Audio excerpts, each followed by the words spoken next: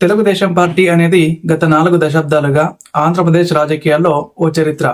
ఎన్టీఆర్ మొదలుకొని చంద్రబాబు వరకు నాయకత్వం మారినప్పటికీ కూడా పార్టీ గౌరవం నిలబడింది. కానీ ఇప్పుడు ప్రతి ఒక్కరిలో ఒక ప్రశ్న, చంద్రబాబు తర్వాత టీడీపీ నాయకత్వం ఎవరిది?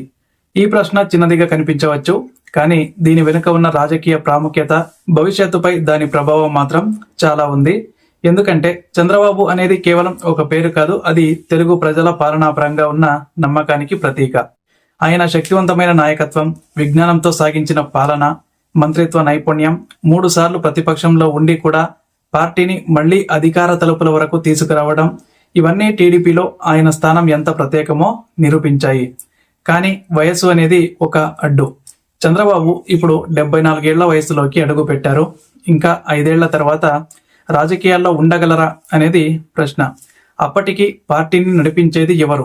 పార్టీ ప్రజల్లో నమ్మకం నిలబెట్టేలా, మళ్లీ అధికారాన్ని సంపాదించేలా తీసుకెళ్లగల నాయకుడు ఎవరు? ఈ ప్రశ్నకు సమాధానం కోసం మనం మొదటగా చూసేది నారా లోకేష్ వైపు. ఎందుకంటే లోకేష్ పేరు రాజకీయాల్లో ఎప్పటి నుండో వినిపిస్తోంది. మొదటగా ఐటీ శాఖ మంత్రిగా ఆయనకు బాధ్యతలు అప్పగించినప్పటి నుంచి జన్మభూమి కమిటీలతో పార్టీ పునరుద్ధరణ చేసే ప్రయత్నం, తర్వాత మంగళగిరి నుంచి పోటీ చేసి ఓడిపోవటం, అనేక విమర్శలు ఎదుర్కొన్నప్పటికీ ఆయన స్థిరంగా ముందుకు నడిచారు. ముఖ్యంగా 2023లో ప్రారంభించిన యువగళం పాదయాత్ర ద్వారా లోకేష్ తనలోని నాయకత్వ లక్షణాలు బయటపెట్టే ప్రయత్నం కూడా చేశాడు.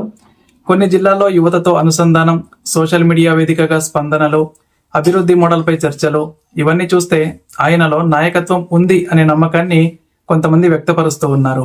కానీ లోకేష్ పై ప్రజల్లో ఇంకా పూర్తి స్థాయిలో నమ్మకం ఏర్పడలేదనే విమర్శ కూడా ఉంది. కొన్ని ప్రసంగాల్లో అర్థం కాని వాడకాలు, స్పష్టత లేకపోవడం వంటి అంశాలు కూడా కనిపిస్తూ ఉన్నాయి. ఇవన్నీ మినహాయిస్తే లోకేష్ గట్టిగా కష్టపడి పనిచేస్తున్నాడన్న వాస్తవం మాత్రం నిజం. మరి లోకేష్ కాకపోతే ఎవరు? ఈ సందర్భంలో మరొక పేరు వినిపిస్తోంది, అదే నందమూరి బాలకృష్ణ. 2 సార్లు ఎమ్మెల్యేగా గెలిచిన బాలకృష్ణకి రాజకీయ అనుభవం కొద్దిగా ఉంది. పార్టీకి అత్యంత హక్కుతో ఉన్న నేతల్లో ఆయన కూడా ఒకరు. ఎన్టీఆర్ కుమారుడిగా పార్టీపై ఆయనకు ఒక ఆర్థిక, భావోద్వేగ అనుబంధం ఉంది. అయితే బాలకృష్ణ నేతగా ప్రజల్లో విశ్వాసాన్ని సంపాదించగలరా అన్నదే ప్రశ్న. ఆయన ప్రసంగాల్లో సంచలన వ్యాఖ్యలు ఉండటం, రాజకీయ వ్యూహాల్లో అంతగా పాల్గొనకపోవటం, నాయకత్వం అందించే స్థాయిలో ఉన్నారా అన్న సందేహాలు కూడా ఉన్నాయి. అలాగే చాలా మంది పార్టీ శ్రేణులు మరోవైపు చూస్తున్నారు.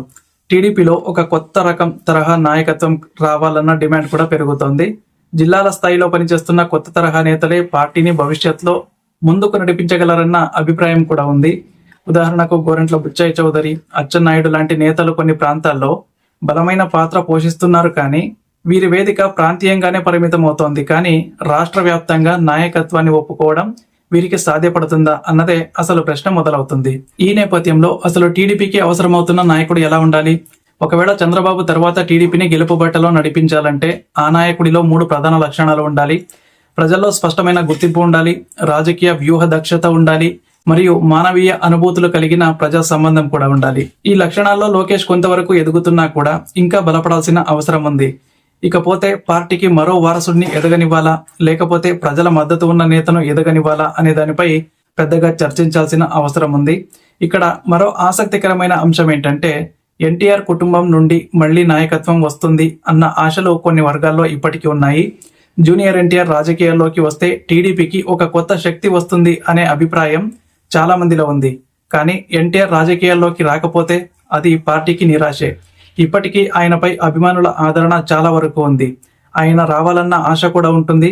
కానీ అదే సమయంలో పార్టీ అంతర్గత విభేదాలు, గతంలో జరిగిన అవమానకర సంఘటనలు ఆయన రాజకీయ ప్రవేశాన్ని ఆపుతున్నాయి. ఇకపోతే చంద్రబాబు తనయుడు, పార్టీకి లాయల్టీతో పనిచేస్తున్న లోకేష్ కి ఈ నాయకత్వ బాధ్యతలు వస్తాయా అనేది చూడాలి. కానీ ఈ నియమిత కాలంలో లోకేష్ మరింత ప్రజల్లోకి వెళ్లి ప్రజల సమస్యలను నేరుగా తాకేలా పనిచేయాలి. ఒక నాయకుడు ప్రజల కష్టాల్ని విని పరిష్కారం చూపించగలగాలి. ఒక నాయకుడు శ్రేణుల మధ్య సంయమనంగా వ్యవహరించాలి. ఒక నాయకుడు పార్టీకి మాత్రమే కాకుండా రాష్ట్రానికి కూడా దారి చూపగలగాలి. అంతిమంగా టీడీపీ ఒక పెద్ద పార్టీ, ఒక కుటుంబ పార్టీగా మాత్రమే ఉండకూడదు.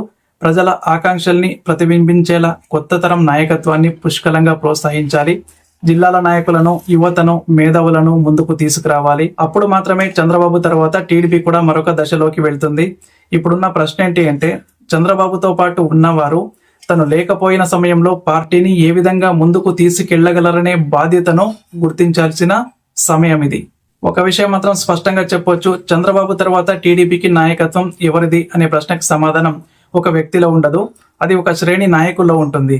కానీ వారిలో ఒకరు మాత్రం బలంగా ప్రజల్లో విశ్వాసంతో ముందుకు రావాలి.